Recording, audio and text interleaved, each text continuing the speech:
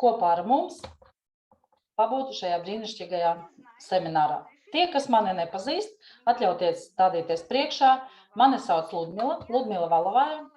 Esmu ārsts, imunologs, ģenētiķis augstākās pakāpes, un kur kopējais medicīniskais stāžs ir 37 gadi.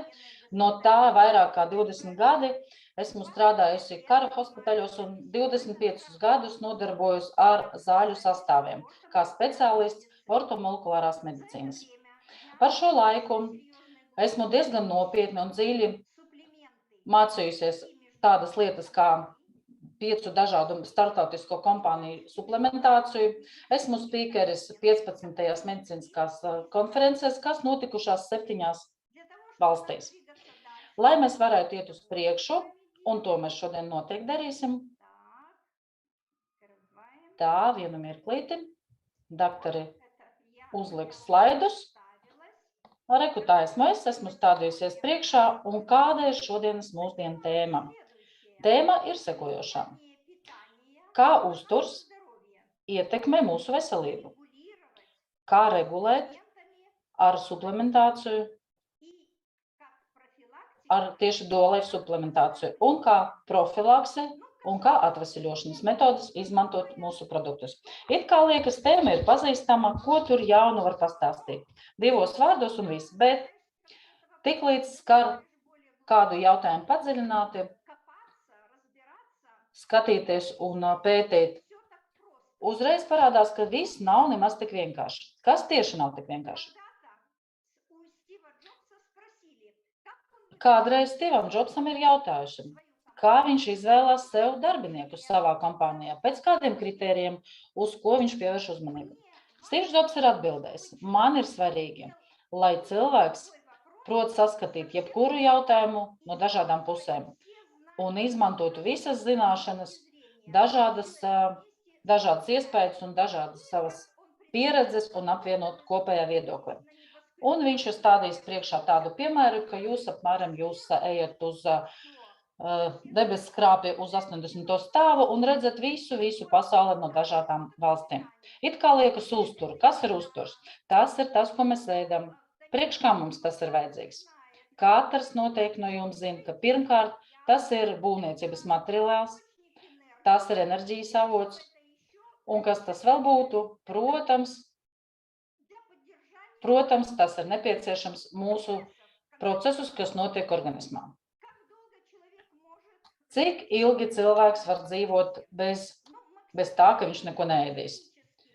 Maksimāli vēsturiski atzītais termiņš ir tas, ka cilvēks var dzīvot 50 dienas. Bez ūdens, protams, tas ir krietni īsāks termiņš, burtiski to var rēķināt ar diennaktīm, bet bez ēšanas 50 dienas. Kas būtu uzturs, ko mēs dzirdam? Uzturs, ēšanas produkti, daži momenti, kas mums pašiem būtu jāsaprot savā galvā un paskatīties uz tiem no dažādām pusēm un saprast, ko tas nozīmē. Tātad tas, ko mēs ēdam ar jums ikdienas ēšanā, tas, ko mēs ēdam apstrādātu, neapstrādātu, bet uzturs ir pilnīgi cits process. Ir jāsaprot, kad notiek apēstā organismā. Tas nav tikai iespējas saņemt organismā kaut ko nepieciešamo, bet arī saņemt, pārstrādāt un izvadīt to, kas principā organismā jau ir pārstrādāts ar mūsu orgāniem un sistēmām. Daudzus gadus cilvēki ir pētījuši, kad eksistē sakars starp veselību un to, ko cilvēks apēd. Starp to, ko viņš ēd un kā viņš jūtas. Un ir sakrājusies liela pieredze cilvēcei. Atklājumi, dažādu zinātnieku atklājumi ir veicinājuši visu zinātni par ēšanu. Tā ir dietoloģija, jūs noteikti daudz esat dzirdējuši to vārdu. Pēdējā laikā tas ir kļuvis par ļoti aktuālu. Kāpēc? Tāpēc, kad mums ir mainījušies dzīves apstākļi. Kādā veidā? Tieši dzīvesveids ir mainījies, dzīves ātrums, veselība ir mainījusies, un arī, protams, pats uzturs ir izmainījies. Iemesli ir ļoti dažādi. Sākot no viselementārākām lietām, ka mūsu senči ir kustējušies krietni vairāk nekā mēs. Viņiem aiziet pāris kilometrus uz blakus ciematu vai līdz upītei, lai atnestu ūdeni, tas nebija nekas, bet mums ir pavisam citi attālumi, un mēs kustamies mazāk. Arī, protams, ekoloģija ir mainījusies, to mēs pilnīgi droši zinām, un mēs pa to laiku esam mainījuši ēšanas paradumus. Tātad, lai mēs varētu tikt skaidrībā un tiktu uz 80. stāvu, mēs šoreiz tieši pētīsim vairākas dažādus skatījumus uz šo jautājumu par to, ko varbūt daži pat nav aizdomējušies. Vispirms, lai tiktu augšā, ir, protams, jāsāk ar pirmo stāvu. Un tātad šobrīd mēs ar jums pavisam īsi izskriesim cauri gadsimtiem. Tātad pats sākums. Kā jūs redzat, kreisajā pusē ir parādīts Hipokrats, kas ir pēc sevis ir atstājis ļoti interesantu mācību un ir līdz mums nonākusi tāds viņa darbs par diētu. Tātad, kas tur ir bijis, ko viņš apraksta? Attiecībā uz mūsdienu tēmu. Hipokrats parāda individuālo pieeju, ka katram cilvēkam ir vajadzīgs savs uzturs un pieiet drusciņ savādāk, lai būtu laba veselība. Un kas ir jāņem vērā? Vecums, to, ko mēs apēdam, daudzumu, arī pat to, kur cilvēks dzīvo, arī profesiju, ar ko viņš nodarbojas, un pat gada laiku. Tātad, šis ir 5. 4. gadsimts līdz mūsu ērai. Un tad uzreiz pārlecam uz priekšu un redzam pa vidu bildīti ir norādīts. Nākamais zinātnieks tieši ir bijis laiks, kad senajā Grieķijā burtiski visu, ar ko cilvēki bija saskārušies, attīstīja un saistīja ar dieviem. Zemes un vīnogu un tā tālāk, un kas attiecās uz dabu un uz veselību, ir parādījies tāds dievs, kas ir medicīnas dievs. Tas lepīs, bet kas attiecās Eskulaps. Daktara meklē vārdus, jā, Eskulaps tas ir viens un tas pats, jā, tas viens un tas pats dievs, kas ir minēts. Tātad tajā laikā, ja ir bijis savs dievs, tad ir bijuši arī pamatlicēji, šīs skolas pamatlicēji vai skolnieki, kā viņus nosaukt, bet pats fakts, kad šie cilvēki ir pētījuši uztura lomu un ir likuši pamatus tādām lietām, kā izmantot dažas barības lietas un vielas, lai varētu ārstēt slimnieks. Ja Hipokrats runāja kopumā par veselību, tad šeit ir pētījuši konkrēti slimniekus. Un tad atkal mēs pārlecam ļoti ātri, jā, mēs šodien to daram, ja tas pirms tam bijis 3. gadsimts, tagad ir 2. gadsimts mūsu ērā, 5 gadsimtu uz priekšu, tas ir ārsts, kā jūs redzat labajā pusē, Klaudijs Galens. Ko viņš tādu ir interesantu ieguldījis, kas mūs arī skar un kas skar mūsu tēmu. Viņš ir pētījis tādus jautājumus, sadalot veselus cilvēkus atsevišķi un slimus atsevišķi. Mūsdienu valodā runājot, tā ir ārstēšana un profilakse. Laiks ir gājis ļoti ātri, kā ātri. Mēs ar jums tādos ātrumos jau šobrīd, kad starp citu arī ātrumi ir attīstījušies un cilvēka galvas kaus ir attīstījies. Un ja tur ir bijusi gadsimti, tagad šeit mēs ejam ik pa 100 gadiem. Tātad viduslaikus mēs laižam cauri, jo tur daudz ko nezināja cilvēki. Bet nākamais ir Tomas Sydenhams, angļu ārsts. Kreisajā pusē jūs redzat 17. gadsimts, ko viņš ir pētījis. Viņš konkrēti ir pētījis likumsakarību starp to, ko mēs ēdam, un aptaukošanos, un podagra. Tas bija reformators angļu medicīnas savs Hipokrats, ja tā varētu izteikties, jaunas pasaules atklājējs. Tālāk mēs ejam uz priekšu, 18. gadsimta beigas. Šīs periods sākās jau tieši tādā nozīmē, kad attīstīta medicīna un zinātne. Un, protams, tādām pamatzinātnēm paralēli cilvēkiem tiek izraisīta liela interese, kas ir saistīta ar modi. Pat mode ir saistīta ar veselību. Ne tikai ar to, kādas rotas lietas parādās, bet arī tieši saistīta ar veselību. Ejam tālāk, 19. gadsimta vidus tiek atklāts un pētīts jau tādas lietas kā nutrienti. Tas ir ogļhidrāti, tauki, vitamīni, ūdens nozīme lomā un kā tas viss ietekmē cilvēku veselību. Un, protams, kādas ir likumsakarības, kādas ir sekas un cēloņi, kad cilvēki slimo. Pa vidu jūs redzat portrets, ir Manuels Pevzners, dietologs, kas stāstīja ļoti interesantas lietas. Konkrēti viņš ir izpētījis ārstniecisko ēšanu, ko sauc par diētām. Piemēram, 15. diēta numurs 5, ko bieži vien piemina, tas ir bez cukura, numurs 7, diētas numurs 7, tad, kad nelieto sāli, kas sāp, kad slimo ar kaut kādām aknu slimībām. Tātad, ko es ar šo visu gribētu teikt? Kā tiek ievestas korekcijas, protams, bet pamati ir atstāti tie, ko ir atklājis Pevzners. Un pēdējais portrets, kā jūs redzat, Ivans Sečinovs, ko viņš ir darījis? Tas ir fiziologs, kas ir pamatojis ne jau tieši ogļhidrātu, tauku un pārējo sastāvdaļu nozīmē, bet tieši apmaiņas. Ja? Tieši kā apmaiņas procesa organismā tādas smalkākas lietas ir pētījis un runājis. Un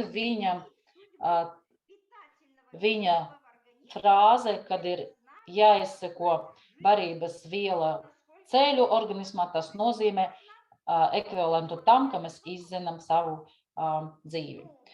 Tālāk, ja mēs ejam uz priekšu, kā tad mēs izlaidīsim nākamo cilvēku, Ivans Paulos. Vispār, kāpēc mēs vispār šādu ekskursu pieminam un kāpēc vispār runājam par tiem cilvēkiem? Varētu nedarīt, jā, bet mēs nevaram tam iet garām tikai tāpēc, kā jautājumi, kas ir saistīti ar pareizo ēšanu, tagad daudzi mums ir gudri, daudzi saprot pamatlietas, kuras it kā liekas līdz smieklu un līdz absurdu situācijām, bet ir jābūt gana zinošiem cilvēkiem. Nevis vienkārši tā pa virsu, ir sadzirdējis kādu mikroelementu un sāk iztēloties, kad ir baigais zinātnieks un var ārstēt cilvēkus un izlikties pa mediķim. Bet, kas attiecās uz Pavlovu, brīnumains cilvēks, viņš ir veicis ļoti lielu ieguldījumu un ir pamatojis tieši barības procesa zinātnisko pamatu un tieši pētījis to un pamatojis saistībā ar fizioloģijas pamatlietām. Un viņš ir Nobela prēmija laureāts. Tātad skatāmies tālāk. Ir parādījusies tāda zinātne kā dietoloģija un drusciņ vēlāk ir tā kā apakšnodaļa nutricioloģija. Šobrīd medicīniskās iestādēs tiek pētīts arī medicīnas uzturvielas, liekot klāt arī dietoloģijas pamatus. Vai ir starpība? Protams, kad ir. Un tieši šobrīd mēs to mēģināsim 2 vārdos tikt skaidrībā. Ko tas nozīmē? Kas ir dietologs un kas ir uzturu speciālists, jeb nutriciologs? Ar ko viņi atšķirās? Dietologs pirmkārt ir ārsts, cilvēks ar medicīnisko izglītību. Dažkārt, saprotiet, varbūt tā, ka dietoloģija slimniekam ir pirmajā vietā un tikai otrajā ir ārstēšana. Vai arī bieži vien tas ir 2 saistīti procesi. Tātad vēl vienu reizi dietologs ir ārsts, kas nodarbojas ar pareizās ēšanas paradumu ieviešanu cilvēkam tieši ar mērķi viņu atveseļot vai uzturēt veselību. Kas attiecās uz nutriciologu, jeb uzturu speciālistu? Kas tie ir par cilvēkiem? Tie ir konsultanti, kas konsultē cilvēku par ēšanas paradumiem. Tā ir tikai un vienīgi profilakse, neiet runa par ārstēšanu. Nutricioloģija ir medicīna veseliem cilvēkiem. Tas ir speciālists, kas dara ko? Viņš palīdz mainīt ēšanas ieradumus un aprēķināt, cik daudz kalorijas cilvēkam vajadzīgi diennaktī. Un, ja veido ēdienkarti, tad veselīgai svara zaudēšanai. Ārsts var būt par nutriciologu, protams, tas ir divas savienojamas lietas, bet otrādi nevar būt. Un tie online kursi, ko ik pa brīdim jūs noteikti redzat, arī un doktori redz, ja jūs noteikti esat lasījuši 3 dienas, jūs būsiet diplomēts nutriciologs, 3 mēneši jūs būsiet speciālists un tā tālāk un tā tālāk. Tas viss ir, maigi izsakoties, doktori meklē vārdus, kā lai es pareizi pasaku, saka doktore, tas ir blēņas, tas nav iespējams. Tātad ārsts ir dietologs, nutriciologs nav ārsts. Viņš nodarbojas tikai un vienīgi ar veseliem cilvēkiem un tikai un vienīgi ar konsultēšanu. Ar to tikam skaidrībā, ejam tālāk. Nākamais, kas attiecās uz ēšanu, ir parādījies jauns vārds un daudzi, kas līdz galam vēl joprojām nesaprot šo vārdu, mūsu uzdevums tikt ar to skaidrībā. Veselīgs dzīvesveids. Un daudzi saka, es pieturos pie veselīga dzīvesveida pamatiem un arī pareizi ēdu, atkal līdz galam pat nesaprotot, ko tas nozīmē. Tātad šīs virziens, jā, tas salīdzinoši nesen ir parādījies, pat šīs nosaukums anti-age, kas kādreiz nav bijis, jā. Protams, cilvēki grib dzīvot ilgāk, tas ir normāli, grib ilgāk būt veseli, tas arī normāli, bet kas attiecās uz veselīgu dzīvesveidu, šeit tieši tas virziens ietver sevi tādu, ziniet, pat koncepciju, kas ir pamatota uz SVG, tas ir no angļu valodas saīsinājums. Ko tas nozīmē? Tā ir tāda ideja, kas ietver sevi divu virzienu, paralēli virzienu, kas sastāv no sabalansēta uztura, tas ir viens virziens, un otrais, ja mēs liekam uz svariem, sporta aktivitātes. Tātad šie pētījumi, ko ir veikuši ASV zinātnieki, viņi ir pētījuši un pat ir parādījuši ciparos savus pētījumus. Tātad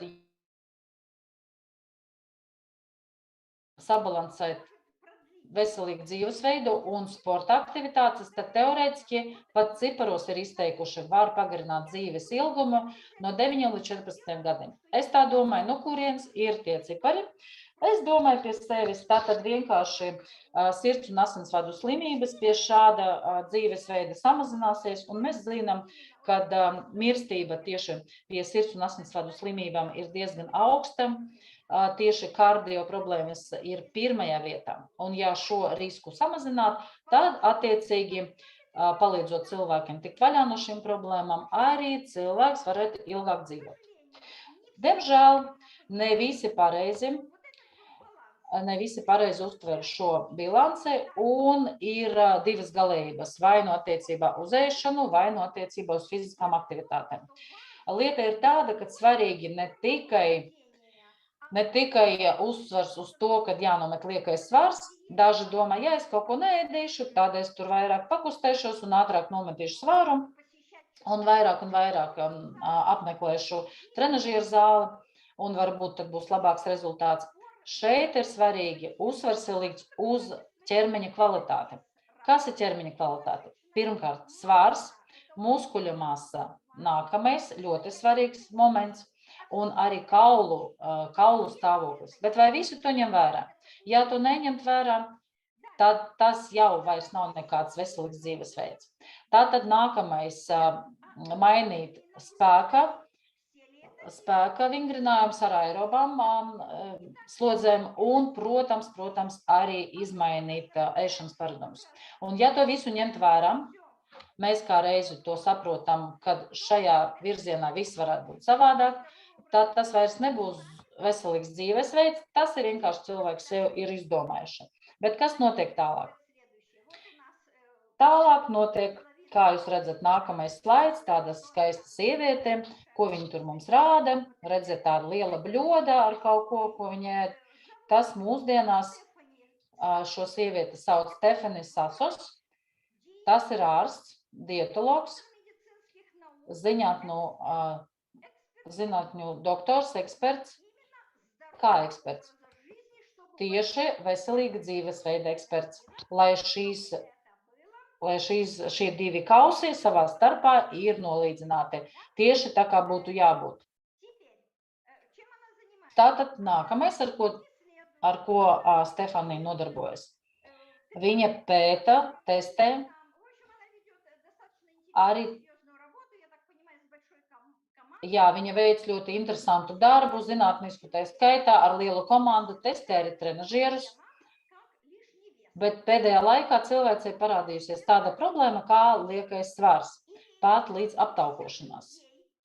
Un kā daudziem cilvēkiem un vispār cilvēcei mainās mode, uz visu mainās mode. Jums ir jāzina, kad mode mainās uz visu, tā skaitā arī uz veselību, uz diētām arī. Un cik tās diētas notiek, jums arī ir pieredze, ziniet, kā sievietes mainās somiņas, mainās brīļu forma, mainās mode uz visu, tāpat arī viens pēc otras mainās mode uz diētām. Es tiku atcerēju, protams, tā ir galējība, pēdējos gadsimtos no mileniuma, no 2000. Gada, kas ir sācies, un es tikai tagad atceros, ko daktari min, monodiētas, kefīra diēta, ābolu diēta, piemēram, kad sāk lietot vienu un to pašu produktu. Tad ir Kremļa diēta, tad ir Japāņu diēta, atsevišķa diēta, tā X-faktor diēta, daudz un dažādas visādas diētas, kas man nāk uz ātro pilnīgi prātā.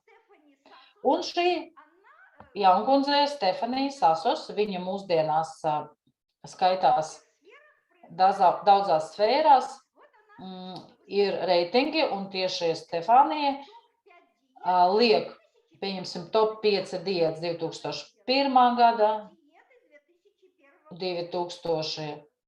Gada, un tātad, piemēram, 2021. Gads, un tas ir vidusjūras diēta no 2018. Gada, tā ir populāra un turās jau 5 gadus, tad ir DASH diēta, tad ir valimetrijas diēta, tad ir fleksitariāna diēta, fleksikāriāna, daktari precizē, un 5. ir skandināvu diēta. Tas ir top 5 diētas no pagājušā gada. 2022. Gads, jau ir otrā puse, tāpēc jau viņa dod kaut kādu statistiku. Un kas tas šeit mums būtu? Tātad keto diēta, intervalēšana, vidusjūras diēta, to mēs jau minējam, skandināvu diēta, atkal dzirdat, ka piemēram vēlreiz. Tātad alkoholīna diēta vai skābju diēta, to vēl sauc. Un pēdējā neandertāliešu diēta, šeit man, protams, smaids parādās. Kāpēc? Tāpēc es jums tūlīt paskaidrošu, ko tas nozīmē. Es visās šajās diētās esmu iebāzusies, kā daktare saka, izpētījusi, lai tiktu līdz 80. stāvam. Tātad neandertāliešu diēta, tas ir aptuveni, ko kādreiz ir ēduši cilvēki mūsu senči paleolīta laikā 2,5 miljonu gadu atpakaļ. Nezinu, protams, kā jums, bet man tas izraisa tikai un vienīgi smaidu. Kāpēc es to visu saku? Mode mainīsies un visu laiku būs tādā tekošā stāvoklī. Un ja jūs esat kādā no šīm te diētām, te nav labi vai slikti, jūs vienkārši varat izvēlēties. Bet, protams, pēc katras diētas ir kaut kādi pētījumi, es tā gribētu cerēt, ir kaut kādi cipari, dati. Bet man ir vienkārši lūgums, nesteidzieties, mesties ar galvu galējībās, kādā no diētām, jo tas nav veselīgs dzīvesveids, bet tā kā diētas mainās, redziet, kā cimdus, mēs mainām, ir bijusi tāda dziesma, esmu mainījis sievietes kā cimdus, un nav universālas diētas, un tāpēc tas mainās. Un to visu pēc kārtas, ko saku pa veselīgu dzīvesveidu, ko sauc, rezultātā noved pie tā, ka beigu galā nav tādi rezultāti, kas ir ilgus gadus turās un nebojā veselību. Bet, kā jūs redzat, sabiedrības jau tāda iekšējā aizsardzība parādījusies, jauna lieta, jauns virziens, jauna mode, varētu teikt, ir body pozitīvs. Ko tas nozīmē? Vienalga, kāda tev figūra, kādi tev ir no dabas doti parametri, vienalga, kāds tu esi, tev sevi jāpieņem. Daži saka, ka tas ir vienkārši slinkums un cilvēki negrib neko darīt un attaisnojas ar body pozitīvu. Tātad jums ir jāatcerās, cik cilvēku, tik viedokļu, cik zinātnieku, tik arī dažādu virzienu. Tā ir bijis vienmēr un noteikti tā arī būs. Noteikti atkal kaut ko atklās un atkal pētīs un atkal parādīsies jaunas dietas un jauna mode. Bet vienmēr ir jāieklausās sevī. Jāieklausās savās sajūtās un pie sava ķermeņa. Visas dietas ir interesantas, bet jāatcerās, ka jebkura dieta, vai nu pavisam izslēdz, vai nu kaut kādus produktus samazina uzturā. Ko tas nozīmē? Tas nozīmē, ka organisms nesaņem kaut ko ļoti svarīgu un vajadzīgu. Kā pareizi priekš sevis tikt skaidrībā, un vai man vajag to vai to? Kā es saku, priekš sevis ir jāpaņem pamatlietas, un tas būtu, ka mēs liekam uzsvaru uz dabīgo uzturu, protams, cīnīties ar lieko svaru, sirds un asinsvadu sistēmas slimības, protams, ir jāpapēta, un tad ir jāņem lietā, jāizmanto antioksidantu pārtiku un samazināt cukuru daudzumu vai pat pavisam izslēgt. Tas ir jāizlem jums pašiem. Bet atcerieties, ka kādreiz ir bijusi atkal kārtēja mode vai tāds virziens, kad izslēdza pilnīgi taukus. Visu lietoja bez taukiem, ka tas viss ir slikti, ka tas nav veselīgi. Daudzi pēc tam atcerās, ar ko tas ir beidzies, ja? Kad ir vienkārši insultu skaits ir paaugstinājies, kā izrādies tauki, tomēr ir vajadzīgi organismam. Tāpēc visam jābūt ar mēru un ar prātu. Un, protams, ļoti individuāli katram no mums. Samazināt un noregulēt varbūt sāls daudzumu, bet, dāmas un kungi, neizslēgt, bet samazināt veselīgos apmēros. Veselam cilvēkam tas ir 5 grami diennaktī. Ja slimas niera, pat viņiem ir 2 grami sāls uzturā ir pieņemams. Ja kādreiz tika uzskatīts, ka pilnīgi jāizslēdz. Es pat nerunāju par to, ka cilvēki, kas guļ stacionāros zem personāla aprūpes, te ir pilnīgi cits stāsts. Tomēr jādomā par profilaks un veselīgu dzīvesveidu.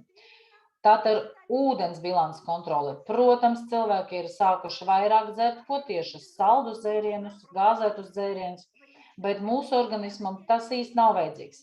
Organismam vajag tīru ūdeni. Tā ir vispār atsevišķa tēma un ļoti interesanta. Ziniet, ar ko interesanta? Ar to, ka mēs pat neaizdomājamies, kad ūdens molekula H2O, tas ir 2 gāzes it kā, bet savienojas kopā un veido šķidrumu. Tas ir ļoti interesanti, bet mēs to varam pat just un lietot, un organismā notiek tā, ka tā kā vajag, šīs molekulas tiek atkal savienojas gāzēs un atkal pārvēršas ūdeni, un otrādi tas ir ļoti interesants process, kas notiek mūsu organismam, bet, kā es jau minēju, tā ir pilnīgi cita tēma. Tātad, un tālāk, kas mums ir? Protams, ir jāpalielina fizisko slodzi. Kādu slodzi? Pastaigas ļoti labi 15-25 minūtes dienā, bet katru dienu staigāt ar kājām, ne jau tur entos kilometrāžu, bet tā, lai būtu sarauts kājas krampī. Bet tie cilvēki, kā es jautāju vienam cilvēkam, cik jūs dienā staigājat ar kājām? Cilvēks saka, es ļoti daudz staigāju, man ļoti patīk līdz mājām, līdz mašīnai. Kur ir mašīna, te patīk telpas. Ja? Tātad saproti, varbūt ir tāda atbilde. Un ejam tālāk, kas mums nākamais. Jūs redzat, ka šāda bilde, kura mums atspoguļo tādu lietu kā personalizācija. Tieši dažādu faktoru ietekmi uz cilvēku veselību. Kāpēc tieši šo esmu izvēlējusies? Ir dažādi cipari. Ir dažādi cipari, kas atspoguļo gan ekoloģiskos procesus un dažādu pētnieku viedokļa ir 45% ir tas, kas nav īpaši atkarīgi no cilvēka. Tas ir iedzimtais, tā ir ekoloģija un medicīna. Bet 55%, 50-55, tās ir dzīvesveids. Un dzīvesveidā tieši uzturs aizņem ļoti lielu daļu un ļoti var ietekmēt uz to, kāda mums ir veselība. Tieši kāds ir mūsu organisms, cik viņš ir veselīgs. Un šeit ir akcents uzlikts uz ko? Akcents uzlikts uz veselīgu zarnu traktu. Kāpēc?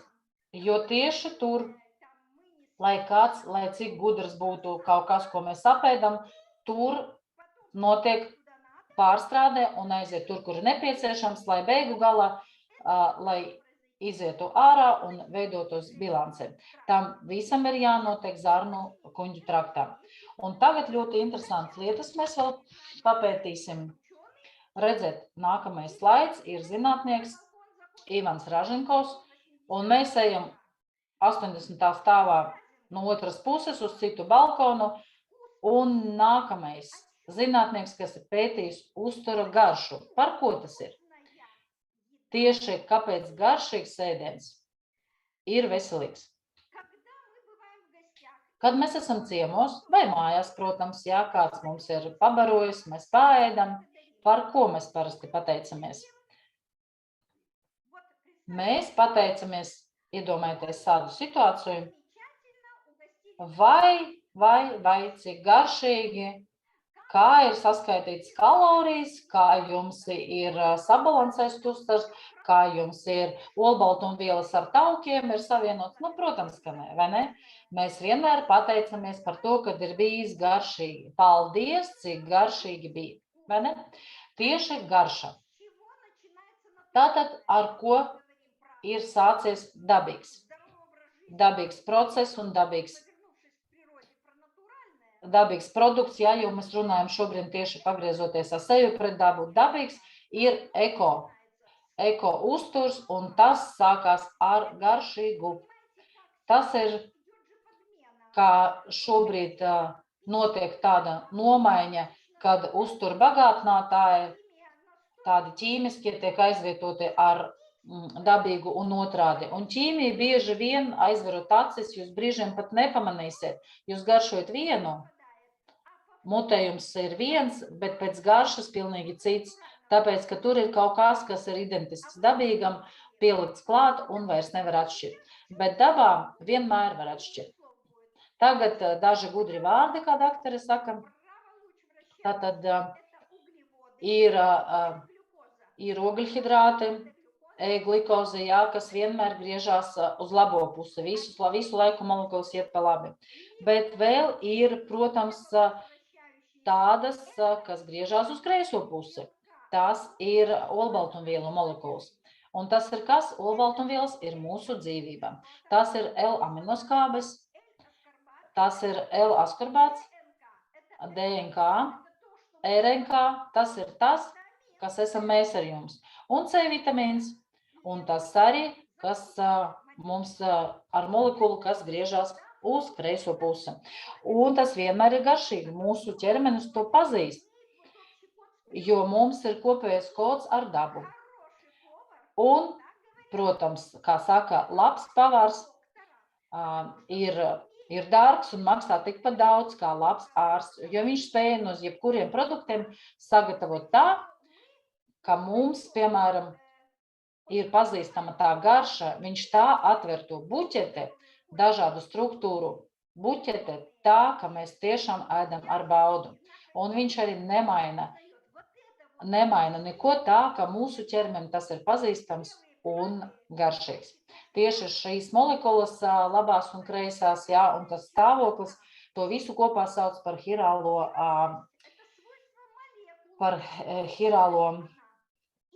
pazuda vārds. Jā, un tātad tas ir molekulas, kas netiek savienots ar mūsu analogu spoguļu attēlā un tiek veidots tāda sajūta, ka mēs esam paēduši, bet it kā neesam paēduši, ka esam badā. Kāpēc? Tāpēc, ka tas barības saturs nav sagājis kopā. un sintētiski analogi vienkārši neatbilst mūsu fizioloģijai. Tas nav tā kā dabā. Un tāpēc turpinot par garšām un par to, ko ir Razingovs ir atklājis, kāpēc cepts vienmēr ir garšīgs. Jūs noteikti esat dzirdējuši, ka cepts nav veselīgs, nutriciologi saka, ka jānogriež maliņa, ādiņa jānoņem, bet tā vienmēr ir garšīga. Vienkārši atceraties, panna. Piemēram, pannas, kuras ir pārklātas ar speciālo pārklājumu, vai arī veco laiku ar rūtiņu. Jā, ja mēs cepam to pašu, jā, pilnīgi citas garšas. Jā. Atšķirsies garša? Protams, atšķirsies. Un ne tikai ar rūtiņām. Un tagad mēs runājam tieši par šī cilvēka zinātnieka Razinkovu. Ne tikai viņa, tur kopā bija arī citi zinātnieki, kas ir runājuši par lipīdo apmaiņu. Kāpēc? Tāpēc, kā tauki nonāk mūsu organismā, barības traktā nonāk, un tad pēc tam 12 pirkstu zarnu traktā sajaucās ar to, kas tiek izdalīts no aknām un tiek izdalīta žults. Un tad nevis molekulas, doktora te precizē, jā, tā emulsija, smalki struktūra tāda, kas tiek sadalīta ar fermentiem, un kopā tas viss ir sajaukts, tad ferments sadala tos taukus, un kas notiek? Cilvēks neēd kā taukainas lietas, viņš kā ir uz diētas, bet žultī tomēr ir jānāk ārā. Un kaut kas ir jādara, organisms strādā jebkurā gadījumā pēc sev pierastā procesa. Un tad tieši tiek izdalīta žults un parādās rūgta garša. Jā, var arī kaut ko citu apēst un arī būs rūgts, vai arī kafija, piemēram, jā, vai kafija rūgta. Un es tā domāju, ka otrā puse ekrānā tie, kas klausās, šobrīd saka, ka varbūt dažiem, kas ir izdzēruši kafiju, ne visiem, protams, bet dažiem ir tad, kad ir tāda sajūta, kad ir jāskrien uz tualeti. Kāpēc? Tāpēc žults tiek izdalīta un zarnu trakts uzreiz strādā. Vai tas ir labi? Tas ir labi, tas ir labākais veids, lai pārstrādātu taukus. Un, ja cilvēks ir vesels, tad ir gan cepts, gan taukains. Jā, es nerunāju par to, kad es tikai speķi. Tad tādā gadījumā tas ir gan veselīgi, gan labi. Šašliks aknām, piemēram, nav kaitīgs. Tur ir, starp citu, ļoti laba tāda garoziņa. Un vēl tas ir garšīgi. Ja gribat zināt, kādi vēl zinātnieki to ir pētījuši un paskatīties dziļāk, tad droši varat papētīt vēl tāds zinātnieks Mins Valējevs, Ruslāns Sultānovičs, arī viņam ir dažādi pētījumi. Tātad, ja mēs runājam par veselību, mēs nerunājam par galējībām, ja? Tie ir te pētījumi, kas ir apstiprināti. Es vienkārši kā piemēram jums minu par rūgtumu, ja? Tieši šī informācija mums arī palīdzēs saprast tālāk, kas notiek. Tātad nākamais ir brīnumaina sieviete Natālija Petrosjāna. Salīdzinoši nesen ir aizgājusi uz citu pasauli. Tas ir lielisks cilvēks, mikrobiologs, bioķīmiķis, imunologs, profesors. Jā, un tieši viņas frāzes par to, ka nutricioloģi domā savādāk. Mēs tieši runājam par to, ka to nevar, viss ir kaitīgi. Un kā viņi saka un runā, ka nutricioloģi ēd nevis garšīgi, mēs runājam par garšām šobrīd, un dzīvo salīdzinoši īsu laiku. Bet viņi vairāk kā 20 gadus ir pētījusi pienu.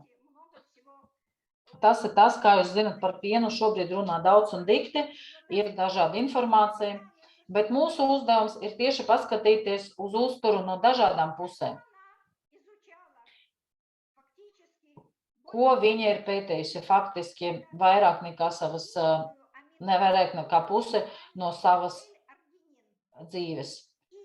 Kāpēc tieši, ko viņi ir pētījusi un kādas garšas viņi ir pētījusi, tas ir gāja runa par L-arginīnu, jā, tādu skābi, tas ir tas, kas mums atšķirās, kā jūs zinat, mums 22 ir aminoskābes, ar ko atšķirās ar savu uzbūvi, tur ir 4 grupas, bet neiet runa par to, viņa ir, ne jau viņa, bet viņa ir atskaņojusi to, ka šī aminoskābe ir kā signāla molekula. Kad bērns ir piedzimis, viņam šī skābe vēl nav. Bērnus, kad piedzimst, viņam nav. Un tad, kad mamma sāk barot bērnu, tad arī šī aminoskābe sāk parādīties bērna ķermenī. Tā aiziet līdz galvai, līdz smadzenēm, jā, nav svarīgi, kā tas saucās, mediķi noteikti zina, un sāk izstrādāts mielelīns, kas pasargā galvas smadzenes un visas nervu šūniņas, un tieši sākās process tāds, kas bērnam parādās bērnam koordinācija, jo kad viņš ir piedzimis, jūs zinat, jā, viņš guļ un rociņas kustās un pats sevi biedē, kāpēc? Tāpēc, ka viņam nav vēl koordinācijas, bet L-arginīns tieši ir nosacīti atvesuļo bērnu un parādās koordinācija.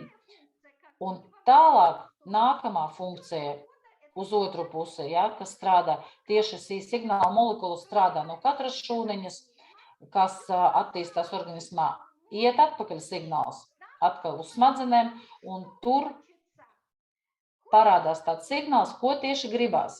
Gribās burkānu vai kotleti, vai gribās ābolīti, vai, piemēram, skābogurķīti, jā, saprotiet, tā notiek tā sistēma. Un es domāju, ka praktiski daudziem no jums ir bērni, mazbērni, māsas un brāļa bērni. Jūs esat noteikti novērojuši, ka ar laiku, ar vecumu mainās garšas, ja? Tas, ka kādreiz negaršoja, ar laiku gribās to un garšo. Un tieši to dara L-arginīns, kas atrodas kurš? Pienā, tieši pienā. Protams, iet runa par īsto pienu, ne jau kaut kādu ķīmisko savienojumu, ja, pulverīt un tā tālāk. Tātad šī ir īstā olbaltumvielu barība, kas ir vajadzīga veselam imunsistēmai. Bet kas mums jāatceras? Sabalansēts uzturs katrai tautai ir arī savas normas. Kopš dzimšanas. Mūsu organismā olbaltumvielu krājumi praktiski nav, bet ogļhidrāti, jā, tādi krājumi mums ir. Un, ja mēs runājam par olbaltumvielu barību, dažādas tautas atšķirās 3 reizēs no tā, kā uzņem olbaltumvielas, bet attiecībā uz piena produktiem vēl vairāk, vēl ir lielāka atšķirība. Vēl lielāka atšķirība tieši, piemēram, Japānā, gandrīz no 80 līdz 90% cilvēku, kuriem trūkst, bet viņi nepārstrādā laktozes produktus, bet pie mums tikai 2–3%. Tātad šie pētījumi arī ir veikti. To ir veikuši Japānu zinātnieki, nav svarīgi, jā, viņi ir, es esmu pētījusi, ticiet man, bet ģenetiski no paudzes uz paudzi tas viss ir pētīts, un kāds ir uzturs tajā pusē, jā, tad saprotiet, tur ir jūras produkti, jā, un aiziet tā informācija no paudzes uz paudzi, bet mode uz austrumu medicīnu un uz visu, kas ir saistīts ar to, arī aiziet pie mums, bet tai pašā laikā vēl arī nacionālās virtuves, un šobrīd tās robežas tiek arvien mazāk un mazāk izteiktas, un tāpēc viss tiek sajaukts un mainīts. Un mēs arī varam pārstrādāt arvien vairāk daudz un dažādus produktus. Galvenais, kas jāatcerās, ir vajadzīga garša, jo tad, ja cilvēkam garšo, ir apmierinātība. Bet tie cilvēki, kas sēž uz dažādām diētām, grauž vienu un to pašu, viņus uzreiz var redzēt. Kāpēc? Jo, ziniet, viņiem pilnīgi pat pat lūpu kaktiņi ir nolaisti uz leju, un tāda sejas izteiks, ka nav garšīgi, ja, bet galva saka, tas ir veselīgi, ēd, tā taču ir kārtē diēta. Bet bērnu, piemēram, nevar apmānīt. Ja viņam negaršo, viņam ir tāda seja, ka jums pat nevajag jautāt, viņš pat izskļaus. Bet pieaudzis cilvēks pats sev galvā sāk stāstīt, cik tas ir veselīgi, un sāks to ēst. Bet kamēr cilvēks ir vesels, ir jēga pievērst uzmanību pie dabīgās uztura fizioloģijas, izmantojot garšvielas, ir jābūt garšīgi, lai jums būtu bauda no tā, ka jūs ēdat. Par suplementāciju. Bet, protams, par suplementāciju runājot pēdējā laikā, mums ir tāda krīzes ēšana, pat ja tā ir eko, tāds uzturs, ja, kas ir deficīts, kas sastāvā ir deficīts pat tiem, kas jūtās labi šobrīd. Ja, viņi jau neaizdomājas, kas būs rīt vai parīt, jo mēs dzīvojam 21. gadsimtā. Bet, ja cilvēkam pat ir kaut kādas problēmas ar veselību, tad ir jāvēršas pie ārstiem, protams, ja nepieciešams arī vajadzīgs uzturēt kādu dietu, ja ko iesaka ārsts. Bet tie, kas ir veseli, jā, lūdzu, jūs droši varat iet pie uzturu speciālistiem. Bet jāatcerās, ka suplementācija jebkurā gadījumā būs nepieciešama, bet citās dozās un ilgāku laiku. Mēs pētīsim vēl vienu tādu interesantu pusi, aiziesim tam debesu krāpnim vēl no citas puses, jo, kas attiecās uz uzturu, ir arī tāds virziens, kas šobrīd tiek paplašināts, tās ir veģetārieši un vegāni. Pirmie veģetariāni ir lakto veģetārieši, viņi neēd gaļu un olas, bet var piena produktus. Un ir otra grupa, kas savā uzturā izslēdz gan gaļu, bet var olas, bet vegāni. Ir vegāni, jā, ir otra grupa, un iet runa par jebkuru uzturu, kas ir, jā, tas ir tieši tāda pretošanās starp vienu un otru pusi, ko var ēst, ko nevar ēst, tā. Un iedomājieties, 2 Nobela prēmiju laureāti, 2 cilvēki, ko pazīst visa pasaule. Viens ir veģetariāns, Bernards Šovs, un otrs ir cilvēks, kas ir pētījis uztura fizioloģijas, un tas ir Pavlos, Ivans Petrovičs Pavlos, un starp viņiem ir izveidojis tāds konflikts, pat, kas ir nonācis līdz kaušanai, tad katrs ir mēģinājis pastāvēt uz savu un pierādīt, kas ir kas. 18. gadsimts nedaudz atkāp uz vēsturi, uz Indiju no Anglijas atnāk mode uz jogu un veģetāriešiem. Un jāatcerās un neaizmirst tādu faktu vajadzētu, ka Indijā ir cita filozofija, ir cits dzīvesveids, ir cits vienkārši dzīves uztvere, pilnīgi cita. Bet šobrīd visā pasaulē ir tāda industrija gan veģetāriešiem, un kā jūs saprotiet, ja, kad ja ir pircējs, tad ir arī produkti. Mums ir ļoti maz cilvēku procents Eiropā, kas tiešām no dzimšanas nevar izstrādāt tādus fermentus, kas pārstrādā gaļas olbaltumvielas. Tas ir ļoti maz procents. Ļoti, ļoti maz. Visi pārējie pilnīgi mierīgi var ēst gaļu. Un varbūt viņam ir vienkārši varbūt tā slēpjoties ar tās idejas, kad rūpējas par dzīvnieku, varbūt tas ir modes tendences, ja? Katram ir savas tendences un savi iemesli, kāpēc cilvēks atsakās no gaļas. Bet nevienmēr cilvēks saprot, kas notiek ar viņa veselību. Piemēram, šādā veidā cilvēki trāpa ekonomiski politiskajā programmā, tas ir fakts, kā saka daktore, ja šīs kustības centrs ir pārvietojies no Indijas uz Franciju. tur ir tāda propaganda un aģitācija tieši, lai veģetārieši ir pret tiem, kas lieto gaļu, kas sadrumstalo sabiedrību. Tur tieši pat ar spēks ir pievienots. Es ar jums runāju šobrīd no Ukrainas, no Ļvovas, kur ir karš. Beidziet karot, ja vēl karot par to, kas kurš ēd un ko kurš grib, neviens nevienam neko neaizliedz. Tātad ir jāiet kā gribās un kā patīk. Visi ir pieauguši cilvēki un visi var izdarīt savu izvēli. Katram jāsaprot, kā un ko viņš grib darīt. Par to sāk zvaigžņu karus, tas ir vienkārši neprātīgi. Tad atgriežoties pie mūsu tēmas, sabalansēts uzturs, protams, ja cilvēks ir vesels, to sauc par 15. galdu. Jā, tas ir kopējais galds, ja mēs runājam tādā valodā, ko doktori mums šodien pasniedz. Un ja jūs gribat no katra pa drusciņai, ir paņēmuši kaut kādu informāciju, tā ir superdieta, tad jūs vienkārši varat kaut ko paņemt priekš sevis. Kas ir svarīgi?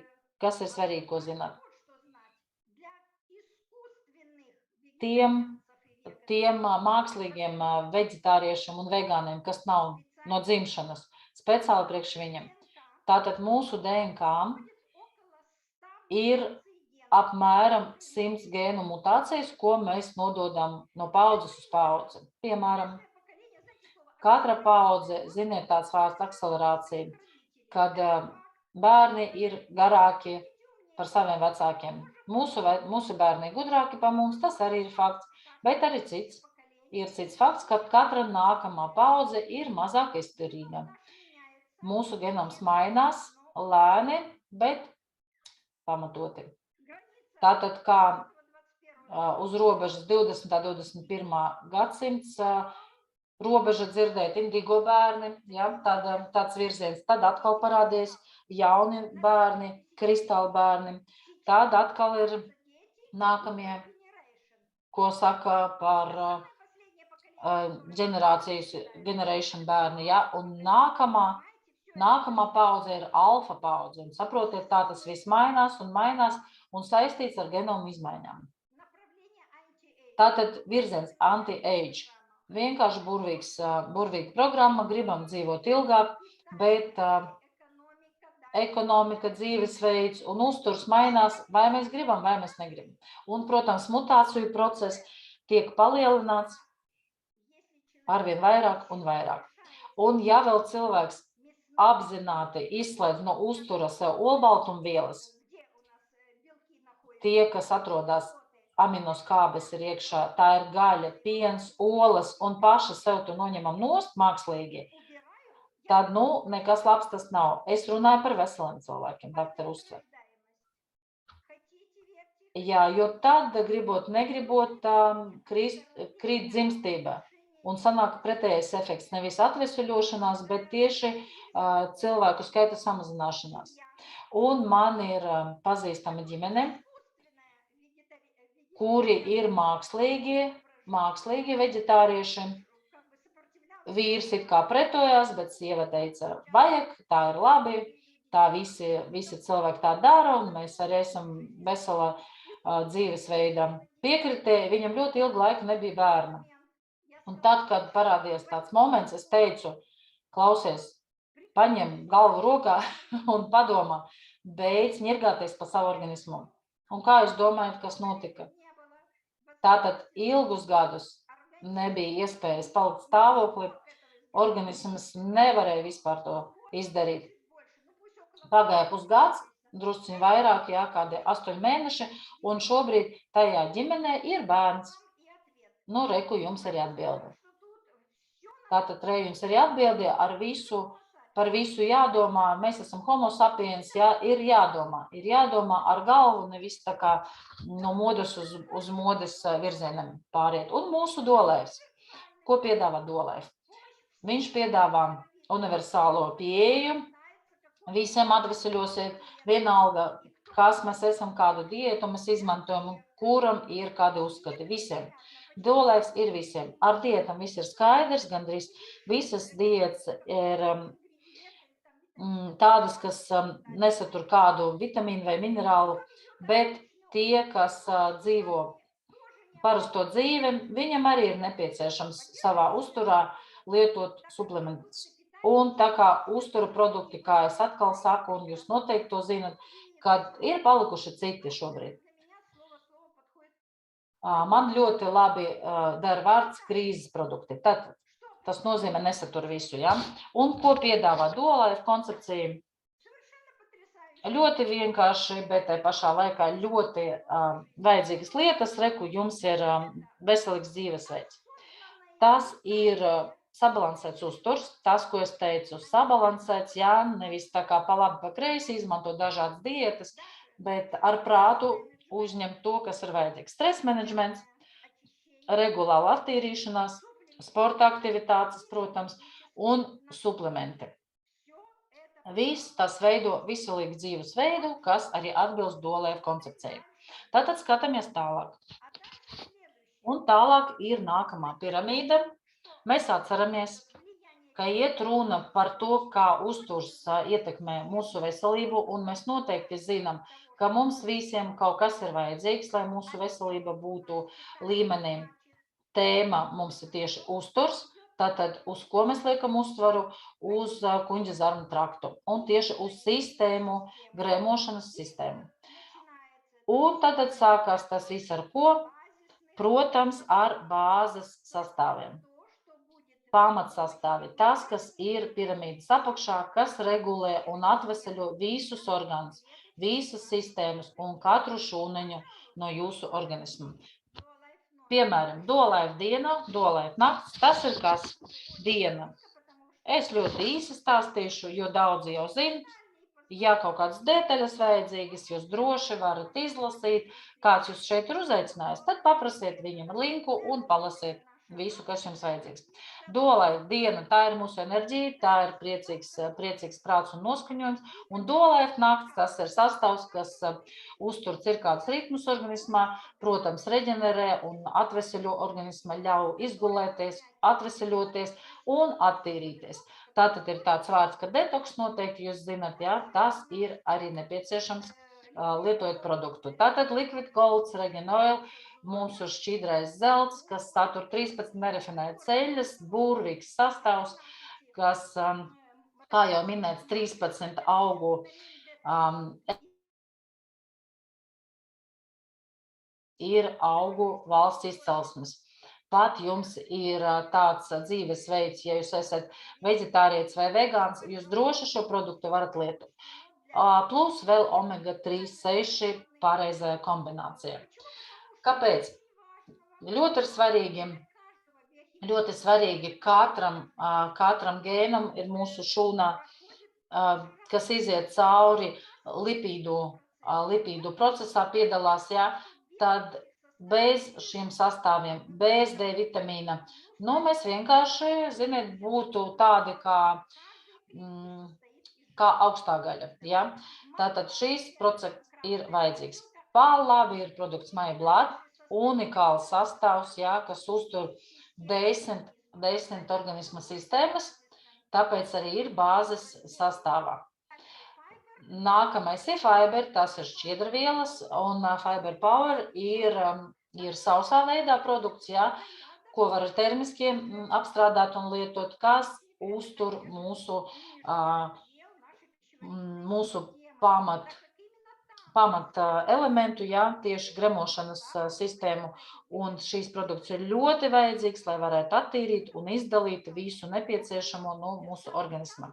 Sunvital, nākamais produkts, jūs redzat, tāds smuks bērniņš te ir uzzīmēts ar smaidu, priecājos, viņš ir vesels. Šīs sastāvs ir vajadzīgs visiem momentiem, kas ir saistīti ar bērnu veselību, gan profilaksei, gan atvesaļošanai. Lai fizioloģiskās normas ietvaros būtu ieturēts, ir vajadzīgs šis produkts. Tālāk, ejot pa piramides sistēmu sastāvi, un šeit, kā jūs redzat, salīdzinoši nesen, es uzskatu nesen, ir parādījusies tāda formula kā MyGastrin.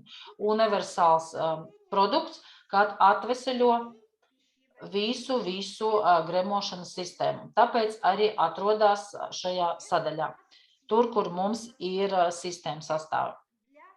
Un tas ir vajadzīgs, lai organismā funkcionālās sistēmas varētu kārtīgi strādāt. Ja kādam interesē smalkāk, tāds zinātnieks Anofjevs ir pētījis šo jautājumu, kas ir, kā jūs redzat, es ielīdus visās sfērās, ja, viņš ir pētījis sīki un smalki, var palasīt. Ejam tālāk, nākamā formula, ProSelect, ja. Tie sastāvi, ko piedāvā Dolais, ja, kapsulas, aknu detoks, no kā tad attīra?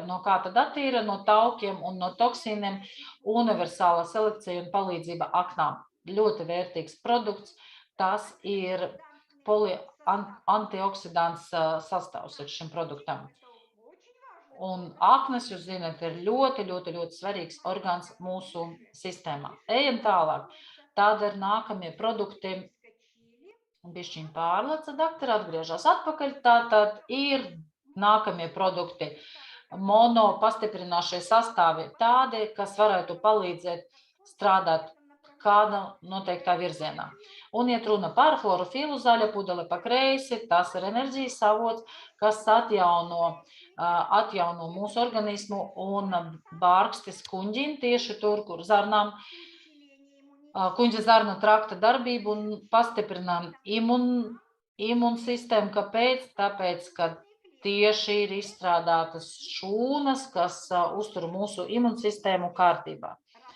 Tādā virzienā strādā chlorofils. Tātad nākamā dzeltena pudele pa labi, vita C, kas satur uzmanību. Jūs jau saprotat, par ko es runāju?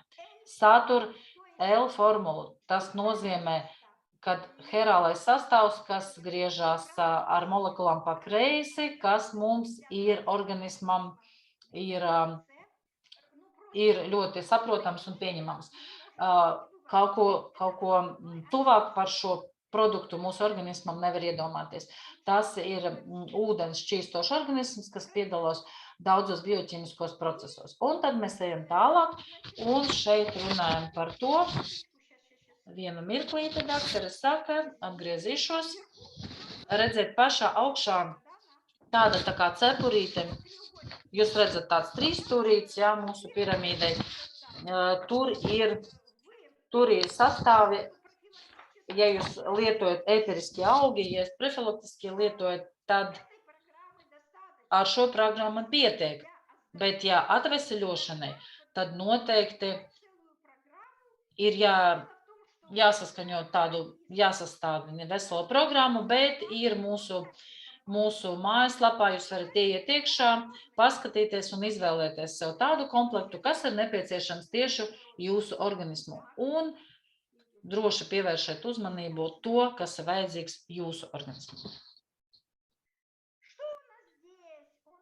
Nākamais, ko mēs redzam, te ir kopējas rekomendācijas, to būs salīdzinoši maz, bet saliekam kopā, lai mums tas puzlīts sajiet smukā bildē, tātad secinājumi pār pareizo uzturu.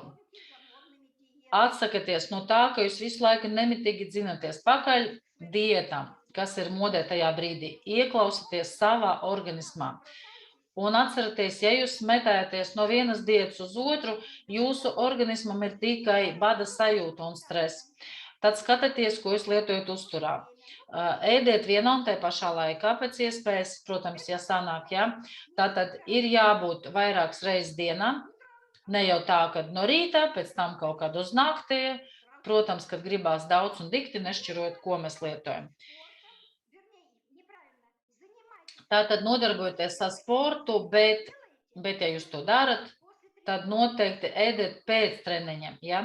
Ēdiet pēc treniņiem, lai nenoslogotu organismu. Jāievēro ūdens režīmu, jo ūdens tas nav tikai uzturs, ja? Tas ir arī mūsu kanalizācija un tas ir mūsu ārsts.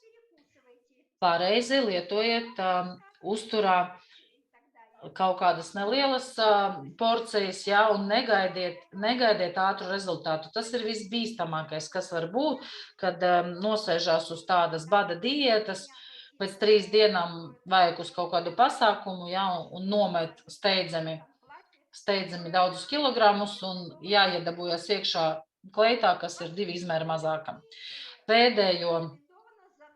Pēdējo ēšanu rekomendē apmēram 2 stundas pirms gulētiešanas. Un, protams, ļoti labi būtu, ja jūs ievērotu gulēšanas režīmu. Protams, ja jūs esat ielīduši telefonā, tas bieži vien notiek, tāda ir cauri. Bet, ja jūs tiešām gribat dzīvot veselīgi, tad sekojiet arī gulēšanas režīmam un pievērst uzmanību arvien vairāk un nopietnāk. Un tagad neliels anons, jā, kā jūs redzat, te ir slaids uz tikšanos, bet es jūs aicinu uz nākamo webināru, kas notiks piekdien un sestdien, 21. 22. datums. Un šo webināru ar nosaukumu Kāpēc DoLife, bet būs pavisam cits stāsts. Un es jūs gribu droši jums apgalvot to, ka jūs sadzirdēsiet kaut ko jaunu un interesantu.